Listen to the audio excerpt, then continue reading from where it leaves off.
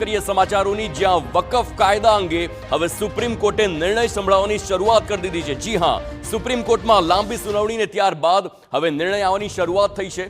વકફની કેટલીક કલમો પર સુપ્રીમ કોર્ટે રોક લગાવી। વકફ કાયદાના સેક્શન 3 અને 4 પર રોક લગાવવામાં આવી છે। 5 વર્ષ સુધી ઇસ્લામના અનુયાયીવાળી જોગવાઈ પર પણ રોક લગાવવામાં આવી, તો સમગ્ર કાયદા પર રોકનો આધાર નહીં, તેમ સુપ્રીમ કોર્ટે જણાવ્યું છે। વકફ બોર્ડમાં 3 થી વધુ બિન મુસ્લિમ સભ્ય ન હોય તે પ્રકારની પણ સુપ્રીમ કોર્ટે જે સૂચનો આપ્યા છે તે ખૂબ જ મહત્વના હવે સાબિત થઈ રહ્યા છે। વકફ જે બિલ હતું તે કાયદો બન્યો અને ત્યારબાદ અનેક લોકોએ વિરોધ કર્યો હતો, તેના વિરુદ્ધ પિટિશન પણ થયા હતા અને ત્યારબાદ જ્યારે સુપ્રીમ કોર્ટમાં તેની સુનાવણી થઈ, એક લાંબી સુનાવણી, એક દલીલો કરવામાં આવી હતી અને ત્યારબાદ હવે આજે નિર્ણય આવવાની શરૂઆત। સંવાદદાતા રોનક વર્મા ફોન લાઈન પર છે। રોનક, સુપ્રીમ કોર્ટમાં જે પ્રકારે સુનાવણી થઈને ત્યારબાદ હવે નિર્ણયોની શરૂઆત થઈ છે, શું દલીલો કરવામાં આવી હતી અને ખાસ કરીને સેક્શન 3 અને 4 ની વાત કરી છે, તેની શું મહત્વ છે? બિલકુલથી સુપ્રીમ કોર્ટે વકફ કાયદા ઉપર જે ચુકાદો છે તે આપવાનું શરૂ કર્યું છે। મહત્વની વાત એ છે કે વકફ કાયદાની કેટલીક કલમો છે તેના પર પ્રતિબંધ પણ છે તે મૂકવામાં આવ્યો છે। ખાસ મહત્વની વાત એ છે કે 4 મહિના પહેલા સુપ્રીમ કોર્ટ દ્વારા આ કાયદા ઉપર જે ચુકાદો છે તે અનામત રાખવામાં આવ્યો હતો। ખાસ કરીને આજે જ્યારે સુપ્રીમ કોર્ટ તરફથી વર્ડિક્ટ આપવામાં આવી રહ્યું છે ત્યારે આ કાયદાને પડકારવામાં આવ્યો હતો અને તેની જે કેટલીક માન્યતાઓ છે તેને પણ પડકારવામાં આવી હતી। જુદી જુદી જે અરજીઓ થઈ હતી, ખાસ કરીને કેન્દ્ર સરકારની વાત કરવામાં આવે તો ખૂબ જ મહત્વનો આ જે એક્ટ છે તે માનવામાં આવી રહ્યો હતો। ખાસ કરીને સંસદ છે દેશની, તેમાં પણ લાંબી ચર્ચાઓ થઈ હતી અને ત્યારબાદ તેને સુપ્રીમ કોર્ટમાં પડકારવામાં આવ્યો હતો। ખાસ કરીને વકફ બોર્ડના મુખ્ય કાર્યકારી અધિકારી મુસ્લિમ હોવા જોઈએ, આ સાથે જ બિન મુસ્લિમોને સીઈઓ તરીકે નિયુક્ત કરવાની મંજૂરી આપતા કેટલાક સુધારા પર જે રોક લગાવવાનો સુપ્રીમ કોર્ટ દ્વારા ઇનકાર છે તે કરવામાં આવ્યો છે। આ ઉપરાંત જે સુધારા અધિનિયમ છે તેની જોગવાઈ પર રોક લગાવી દીધી છે। ન માત્ર એટલું, પરંતુ જે મુજબ વકફ બનાવવા માટે વ્યક્તિએ 5 વર્ષ માટે ઇસ્લામનું અનુયાયી હોવું જરૂરી હતું, આ જોગવાઈ ત્યાં સુધી સ્થગિત રહેશે, જ્યાં સુધી રાજ્ય સરકારો કોઈ વ્યક્તિ ઇસ્લામનો અનુયાયી છે કે નહીં તે નક્કી કરવા માટે નિયમો ન બનાવે। એટલે કે રાજ્ય સરકારો તરફથી જે પ્રકારની કાર્યવાહી કરવામાં આવે તેના ઉપર ક્યાંક ને ક્યાંક એક નજર છે તે પણ રહેશે। આ ઉપરાંત જે અગાઉ 3 દિવસની સુનાવણી બાદ કોર્ટે જે ચુકાદો છે તે અનામત રાખ્યો હતો, એટલે કે જે મુસ્લિમ લાંબી જે દલીલો છે તે કરવામાં આવી હતી અને જે ચર્ચાઓ છે તે થઈ હતી। વકફને ઇસ્લામથી અલગ એ પરોપકારી દાન તરીકે જોવું જોઈએ કે તેને ધર્મનો અભિન્ન ભાગ માનવો જોઈએ। આ અંગે અરજદારોની જે દલીલ હતી તેના તરફથી કપિલ સિબ્બલ છે તે રિપ્રેઝન્ટ કરી રહ્યા હતા અને તેમના તરફથી એક લાંબી દલીલો છે તે પણ કરવામાં આવી હતી। મહત્વની વાત એ પણ છે કે જે પ્રાવધાન લગાવવામાં આવ્યું હતું તેના ઉપર રોક લગાવવામાં આવી છે, એટલે ક્યાંક ને ક્યાંક સુપ્રીમ કોર્ટનો જે વચગાળાનો આદેશ છે તેને કેન્દ્ર સરકારની એક મોટી જીત છે તે માની શકાય છે। આભાર રોનક, સમગ્ર માહિતી બદલ।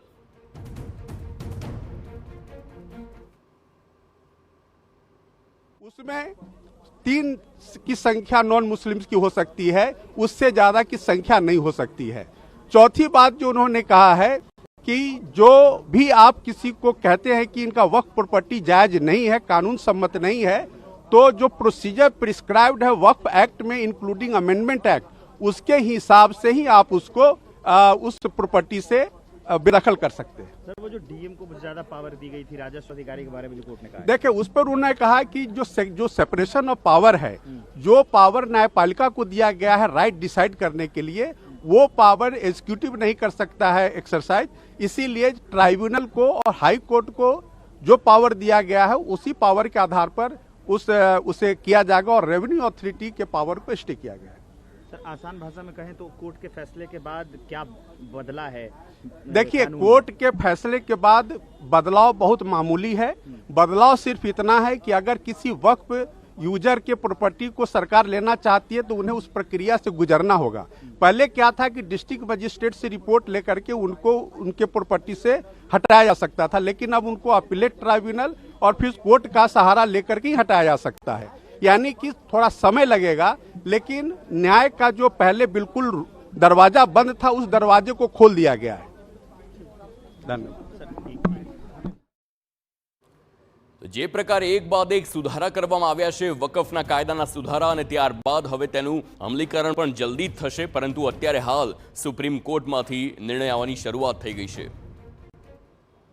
કે वक्फ बाय यूज़र के जो अनरजिस्टर्ड वक्फ बाय यूज़र है वो एक्ट के तहत प्रोटेक्टेड नहीं था, उसके बारे में बहुत क्लियरली कोर्ट ने स्टे ऑर्डर पास नहीं किया है, लेकिन उसके बारे में कुछ कहा गया है जजमेंट में, जो हम जब जजमेंट एक बार पढ़ लेंगे उसके बाद उस पर कुछ हम कह पाएंगे। बहरहाल ये ओवरऑल ये ऑर्डर काफ़ी अच्छा है। चूँकि अभी एंट्री में स्टेज पर ये ऑर्डर दिया गया है, तो मैं समझता हूँ कि एंट्री में स्टेज पे वक्फ के प्रोटेक्शन के लिए काफ़ी अच्छा ऑर्डर है और हम इसको वेलकम करते हैं। जो प्रैक्टिसिंग मुस्लिम होने का एक प्रोविजन था उसको भी स्टे कर दिया गया है। जो सेक्शन 3R के तहत ये कहा गया था कि 5 साल का एक प्रैक्टिसिंग मुस्लिम ही वक्फ कर सकता है, उसको भी कोर्ट ने स्पेसिफिकली स्टे कर दिया है। तो ओवरऑल इस एंट्री ऑर्डर को आप लोग किस तरह से देखते हैं, कितनी राहत की बात है?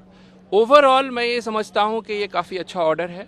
एक वक्फ बाय यूज़र के सिलसिले में जो काफ़ी कंसर्न था कम्युनिटी का, उसके बारे में भी कोर्ट ने कुछ कहा है और उसको हम पढ़ेंगे, लेकिन ओवरऑल वैसे देखा जाए तो वो अच्छा ऑर्डर है, हम इसको काफ़ी वेलकम करते In हैं। English, if you can briefly tell us what is your response to the interim order which has been pronounced right now?